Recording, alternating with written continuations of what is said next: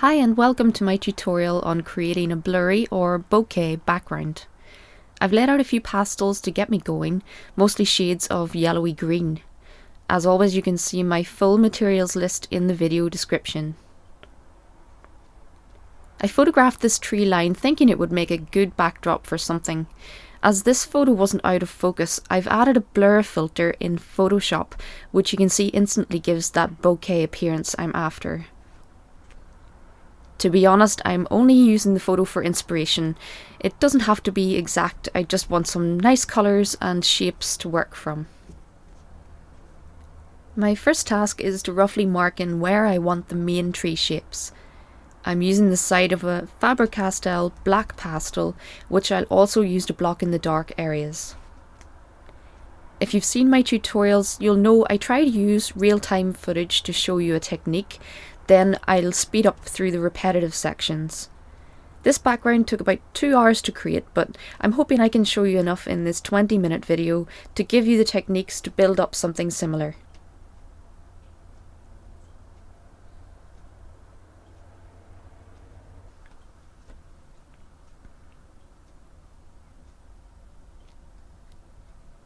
So now I've given myself the loose shapes of the trees, I begin to lean a little heavier with my black to block in the dark areas.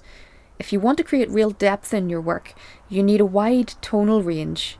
These dark areas are where I'll keep coming back to, strengthening them as I add lighter tones around them.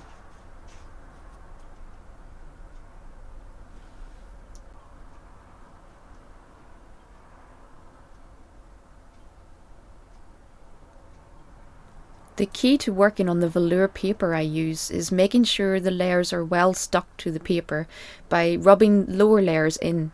I use all my fingers at this early stage and rub quite hard. Unlike some other papers, you can see how little the pastel moves around.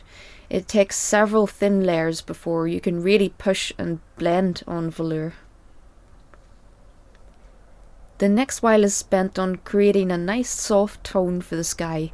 I don't want it to look flat though, so I use a slightly darker blue than I want it to be so I can blend a lighter colour on top. Each layer is well rubbed in, and how hard I rub will depend on how much I want to show through. The yellowy white I'm using is Unison's Grey 27 and I use it a lot. You'll hopefully see better in my final scan at the very end how this builds up to a nice mottled effect. This is now my 5th tutorial on here and you've all been requesting others, so I will continue to make them. Please hit subscribe for me if you like what I'm doing. That will definitely encourage me to make more. So now I've picked up a darker green. As always with pastel, you're working from dark to light as a general rule, but I strengthen the darks throughout the painting. I'm still using the side of the pastel. That's a good way to loosen up by making bigger marks. Pastel is great for making a variety of marks, so try to use all sides of the pastel and press soft and hard for different effects. So now I'm trying to see the smaller shapes within the big rough outline I started with.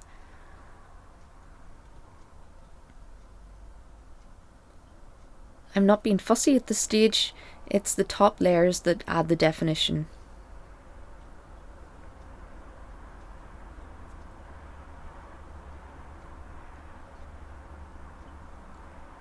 As with each layer, rubbing it all in.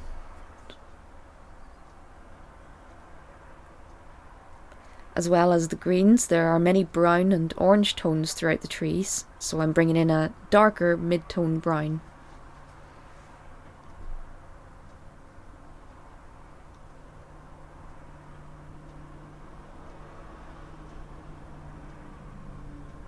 I'm going back in now with the black and leaning heavily in the areas I want to have real strength and darkness.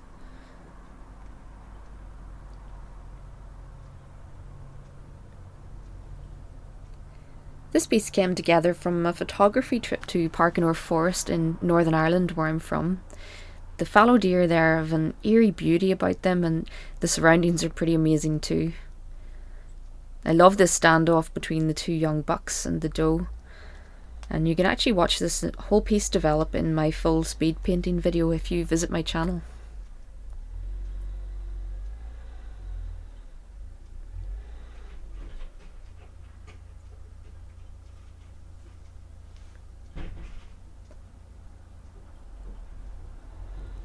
I'm filling in a bit more area now that I'm more sure of my outlines and the placement of the trees.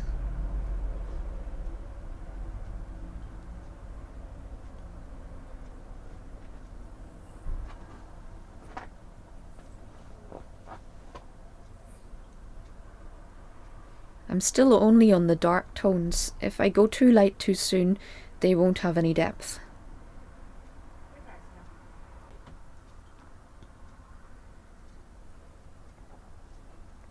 I start to use some of the warm tones now to block in more of the foliage, and you can see I almost use circular motions.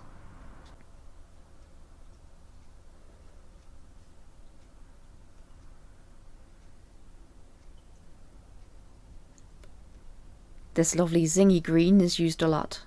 Because of the autumn leaves and warm evening light, all my greens have a lot of yellow in them.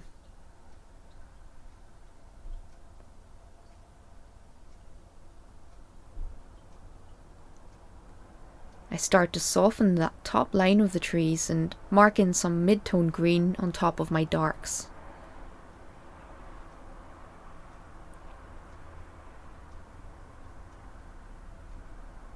This is how many layers it takes before you can finally start to blend areas into each other on velour. I also use different strengths of blending.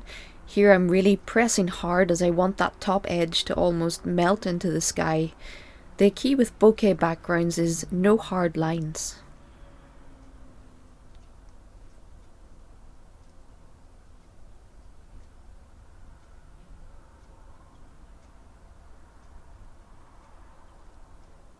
Harder blending all over this area now, softening everything into the paper.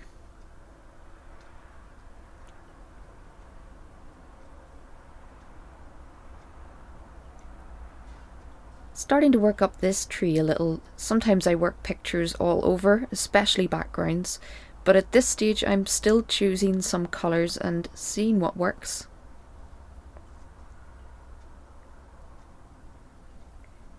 I love a good zingy orange, and autumn is just the time to find them in nature. I'm trying to get braver with my colour choices. I have several favourite colours, many of which are in my animal Unison set. I'll post a link for that below. But I try to always make use of all my colours, choosing quite a different palette for different paintings. I've picked up an even zingier green and starting to pick out some of the sunlit areas on the trees.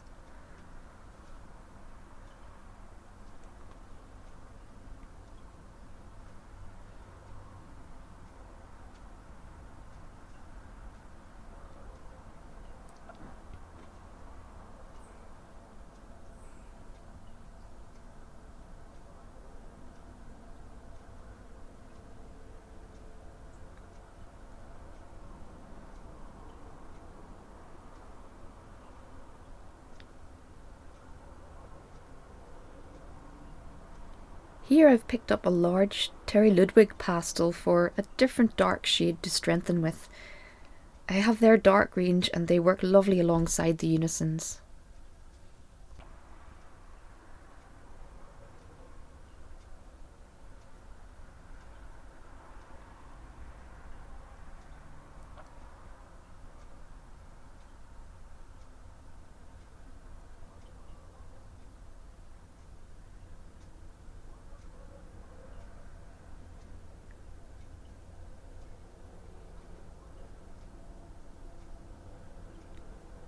Starting to bring in some of the lighter tones now.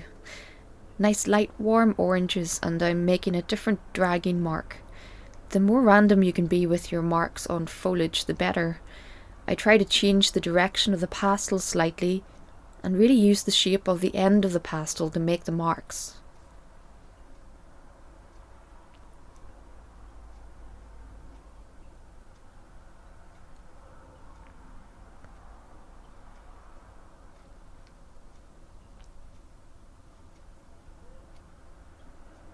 filling in some of the mid-tones on this tree. I use many colours, building up that layered effect. When I work around my antler outlines, I try to be neat, but I do want the colour to overlap a little so that the antlers sit cleanly on top.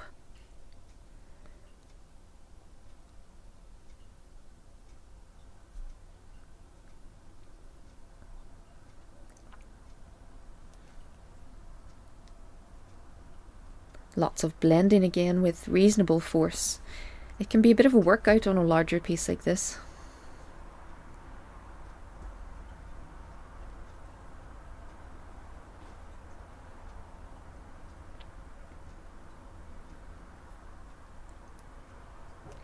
So now I'm going around and softening that leap from dark to light in some areas.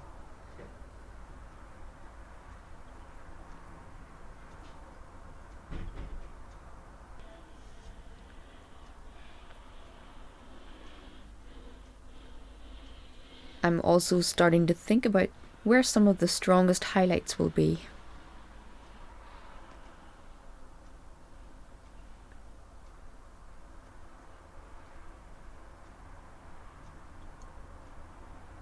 When I get an area to a certain stage, I try to work on across the picture. I'll want to add finishing marks across the whole piece as one.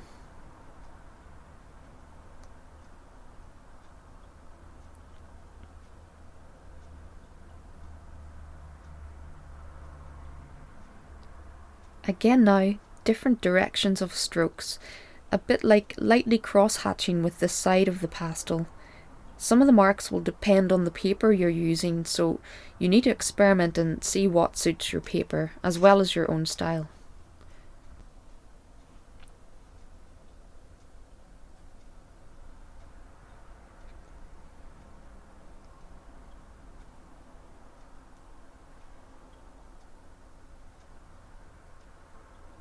As before, choosing the zingy midtones and adding more definition across the trees.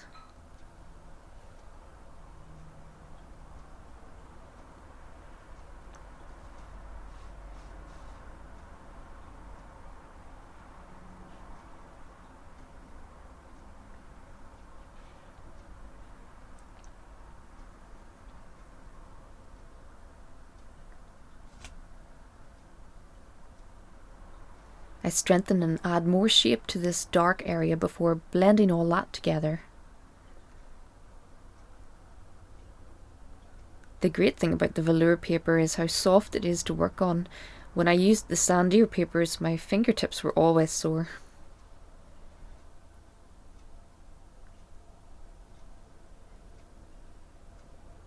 Filling in all these areas now between the darks as before, and a little of that dark shadow area at the bottom. I can add the colours in the dark area and blend them in so they're just barely there.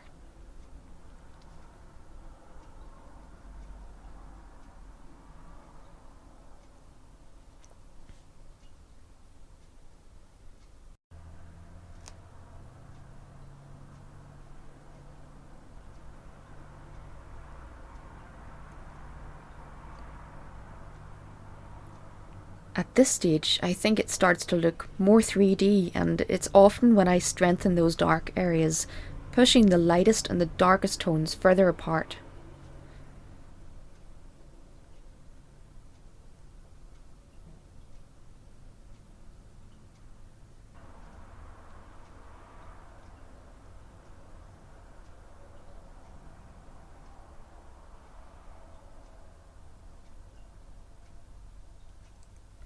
It's just constant blending to really work all the colours into each other. Different papers may allow you to blend much easier, although you do want to have control over it as it could become muddy. So always use a proper pastel surface, there are many to choose from.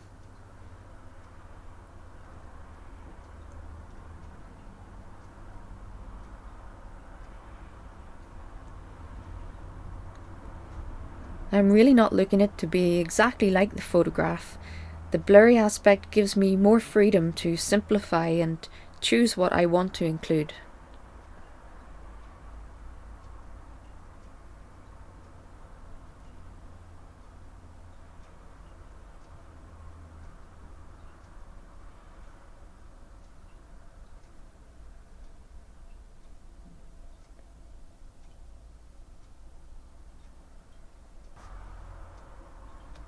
Adding some more highlights across the piece.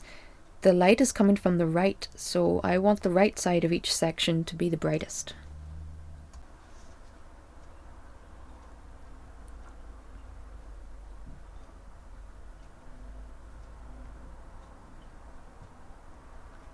Gradually my marks get a little smaller as I work smaller areas. I don't want to get fiddly with them, they're still quite loose.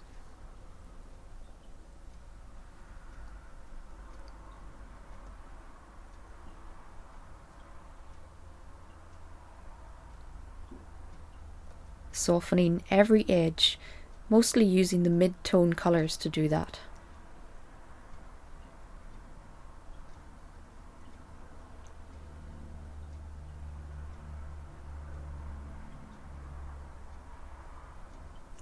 And then more highlights with these smaller marks.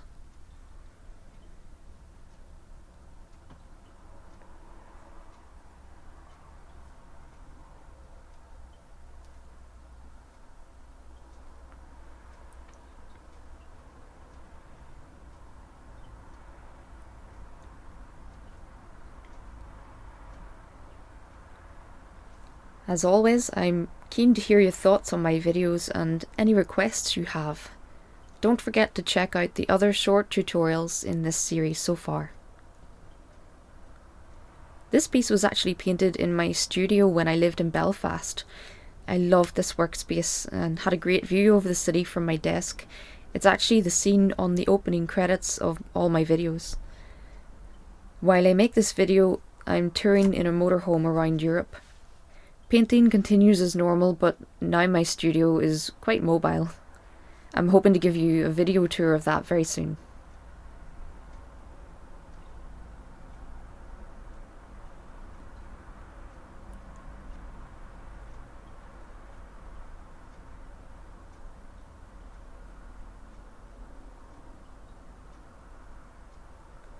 I take a moment now to mark in that grass line so I can soften it into the darkness at the bottom of the trees.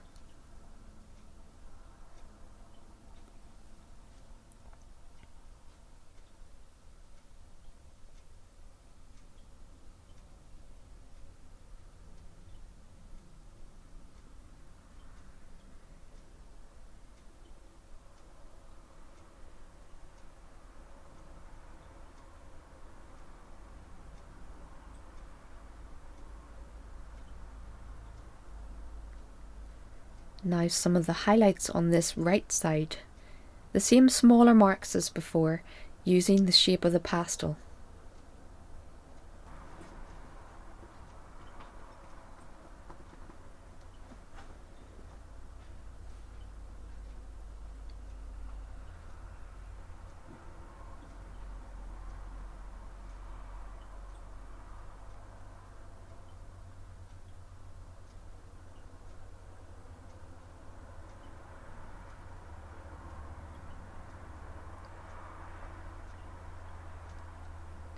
I use quite a lot of an earthy yellow as my highlight.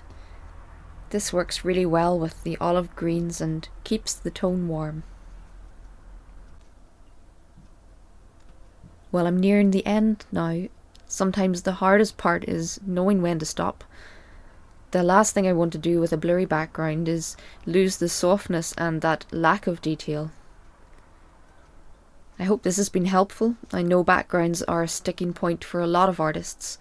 I avoided them for a long time, but now I love working on them almost as much as the subject.